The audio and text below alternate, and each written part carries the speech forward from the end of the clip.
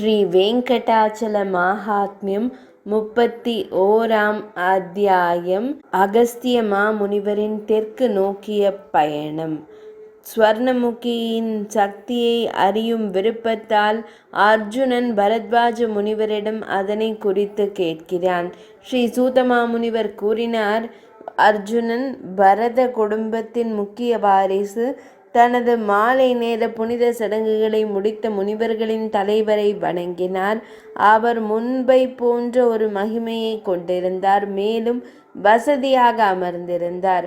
அமிர்த இனிப்பு மற்றும் குளிர்ச்சியான நறுமணத்தின் அவரது மகிழ்ச்சியான வார்த்தைகளால் அவர் மகிழ்ச்சி அடைந்தார். பின்னர் அவர் பணிவு நிறைந்த அழகான கனிவான வார்த்தைகளை உச்சரித்தார். அர்ஜுனன் கூறினார், மிகச்சிறந்த முனிவரே, இந்த உலகில் நான் மட்டுமே பாக்கியவான். ஏனென்றால் நான் உங்கள் சொந்த மகனிடமிருந்து வேறுபட்டவன் அல்ல என்பது போல தங்களால் உற்சாகமாக மதிக்கப்பட்டேன். உங்கள் பாசத்தாலும் ஊக்கத்தாலும் தூண்டப்பட்ட என் மனம் உங்கள் வார்த்தைகளின் தெய்வீக அமிர்தத்தை உறிஞ்ச என்னை வலுவாக தூண்டுகிறது. இந்த பெரிய நதி எந்த மலையிலிருந்து தோன்றியது? அது யாரால் கொண்டு வரப்பட்டது? நீராடல், தான தர்மம் போன்ற புனித சடங்குகள் அங்கு செய்யப்பட்டால் என்ன பலன் கிடைக்கும்? நல்ல முனிவரே, இந்த நதியின் தோற்றம் மற்றும் சக்தியை உங்கள் பணிவான பின்பற்றுபவர் எனக்கு கூறுவது உங்களுக்கு தகுதியானது. ஒரு பக்தன் உங்களால் ஆசீர்வதிக்கப்பட வேண்டும். அர்ஜுனன் பரத்வாஜ முனிவரின் வார்த்தைகளை கேட்டதும் சிறந்த பிராமணர், திறமையான பேச்சாளர் அவரது முகத்தை கண்டு இந்த வார்த்தைகளை கூறினார். பரத்வாஜ முனிவர் கூறினார், வலிமை மிக்க கரங்களை உடைய அர்ஜுனனே, தாம் குருக்களின் குடும்பத்தை புனிதப்படுத்துபவர், தர்மபுத்திரரின் இளைய சகோதரர் என்பதால் தாம் என் மரியாதைக்குரியவர். பல மன்னர்களை என்னால் காண முடிந்தது. ஆனால் பால்குணரே, அவர்கள் தம்மை போல கருணை, நேர்மை, தாராள மனப்பான்மை, உண்மை, தைரியம் மற்றும் புத்திசாலித்தனம் ஆகியவற்றை கொண்டிருக்கவில்லை. பிறப்பின் உன்னதம், கற்றல் மற்றும் செல்வம் ஆகியவை வலிமையான மனிதர்களின் ஆணவத்திற்கு பொதுவாக காரணமாகும். ஆனால் தங்களை போன்ற சிறந்த நபர்களின் விஷயத்தில் அவை அதிக அடக்கம் மற்றும் மரியாதைக்கு காரணமாகின்றன.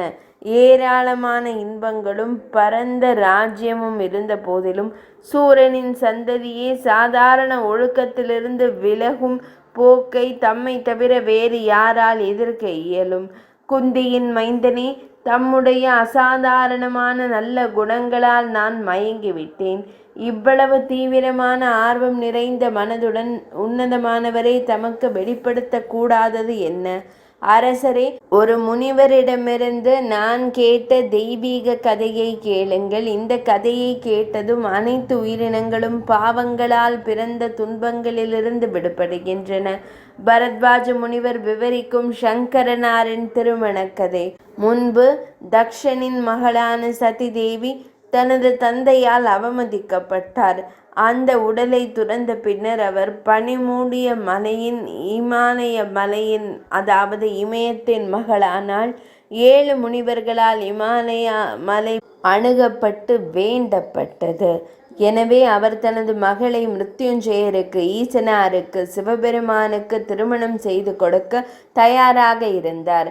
காளை சின்னம் கொண்ட பிரபஞ்சத்தின் இறைவன் சர்வமங்கலாவை பார்வதி தேவியை திருமணம் செய்து கொள்வதற்காக ஔஷதி பிரஸ்தா என்ற இமவானின் வசிப்பிடத்திற்கு வந்தார். அவரது கட்டளைப்படி நகரும் மற்றும் அசையாத அனைத்து உயிரினங்களும் பூதங்களின் இறைவனின் மகிழ்ச்சி மற்றும் செழிப்பில் மகிழ்ச்சி அடைய அங்கு வந்தார். வடக்கு பகுதியில் உள்ள பூமி அவற்றின் எடையால் பெரிதும் சுமையாகி பாதாள உலகங்களை அடையும் அளவிற்கு மூழ்கியது. தெற்கு பகுதி அதன் மீது எந்த சுமையும் இல்லாததால் மிகவும் இலகுவானது. எனவே அது மேலே சென்றது. அதை கண்டு அனைவரும் பயந்தனர். பூமியின் நிலையில் ஏற்பட்ட இந்த மாற்றத்தை உணர்ந்த மகேஸ்வரர் அகஸ்திய மாமுனிவரை நோக்கி திரும்பி, மிகவும் புத்திசாலி முனிவரே, இங்கே வாரும் என்றார். பின்னர் அவர் இந்த வார்த்தைகளை கூறினார்: எல்லா பூதங்களும் இங்கு இறங்கி வந்ததிலிருந்து பூமி அவர்களின் எடையால் அதிக சுமையாகிவிட்டது. அது ஒரு பெரிய மாற்றத்திற்கு உட்பட்டுள்ளது. எனவே மிகவும் புத்திசாலியானவரை, பூமியை சமன் செய்வது தங்களுக்கு ஏற்றது. தங்களை தவிர வேறு யாராலும் இதை செய்ய இயலாது. எவ்வாறு அப்படி செய்ய இயலும்?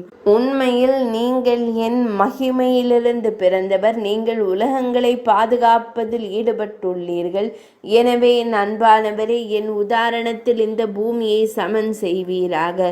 எனது திருமண விழாவினை காண ஆர்வத்துடன் இங்கு வந்துள்ள அனைத்து நபர்களிடையேயும் நீங்கள் இங்கே தங்கலாகாது. நீங்கள் இங்கே தங்கினால் பூமியின் மட்டத்தில் ஏற்படும் மாற்றத்தை சரி செய்ய யாரும் தகுதியற்றவர்களாக இருக்க மாட்டார்கள். எனவே பாவமற்றவரே, நீங்கள் செல்ல வேண்டும். நீங்கள் எங்கு தங்கினாலும் என் திருமணத்தில் எனது பிரகாசத்தின் இந்த வடிவத்தை நான் தங்களுக்கு வெளிப்படுத்துவேன். மலை மகளுடன் கூட பூமியை சமன் செய்வதற்காக அகஸ்திய மாமுனிவர் இமயமலையின் தெற்கே புறப்பாடு. இதை கூறிய பிறகு மகேஸ்வரர் அவரை தழுவி விடை பெற்றார். அப்படியே ஆகட்டும் என்று கூறி முனிவர் அவரை வணங்கி தெற்கு திசையில் சென்றார். முனிவர்களில் சிறந்தவரான அகஸ்திய மாமுனிவர் விந்திய மலையை கடந்து தெற்கு பகுதிக்கு சென்றபோது பூமி சமமாகியது. சூரர்கள், கந்தர்வர்கள் மற்றும் கிண்ணறர்கள் மகிழ்ச்சியின் சிலிர்ப்பை அனுபவித்தனர். மேலும் பூமியின் சமநிலையின்மையை நீக்கிய பிறகும் அங்கு தங்கியிருந்த கலச முனிவரை புகழ்ந்தனர். பின்னர் அவர் அந்த இடத்திலிருந்து முன்னேறி சென்று தனக்கு முன்னால் நிமிர்ந்து நின்று அதன் பரந்த அடிவாரங்கள் மூலம் பூமியை தாங்கி நிற்கும் ஒரு உயரமான மலையை கண்டார். அது சிறந்த மருத்துவ மூலிகைகள் மற்றும் இரத்தினங்கள் மற்றும் நகைகளின் உண்மையான சுரங்கமாக தோன்றியது. அனைத்தும் குறையாத பிரகாசத்துடன் சுயமாக பிறந்த இறைவனால் உருவாக்கப்பட்டது, அதாவது பிரம்மதேவரால் தோன்றியது. அதன் உயரமான சிகரங்கள் விரிவான நீரோட்டங்களை கொண்டிருப்பதால் வானத்தை நிரந்தரமாக தாங்கி பூமியில் விழுவதை தடுக்கிறது. புகழ்பெற்ற முனிவரான அகஸ்திய மாமுனிவர் மெதுவாக மலையின் மீது ஏறி அதன் உச்சியின் அழகிய பகுதியில் வசிக்க முடிவு செய்தார். அவர் அந்த மலையின் ஒரு ஏரியின் வடக்கு கரையில் ஒரு அழகான நிலத்தில் தனது சிறந்த ஆசிரமத்தை கட்டினார். அது அமிர்தத்துடன் ஒப்பிடக்கூடிய தண்ணீரை கொண்டிருந்தது. ஏரி பல மரங்களால் சூழப்பட்டிருந்தது மற்றும் அல்லிகள் மற்றும் தாமரை மலர்களின் கொத்துக்களின் பிரகாசத்தை கொண்டிருந்தது. அவர் கட்டளைகளின்படி பித்ருக்கள், தெய்வீக முனிவர்கள் மற்றும் கட்டிடக்கலையில் தலைமை தெய்வத்தை சாந்தப்படுத்தினார்.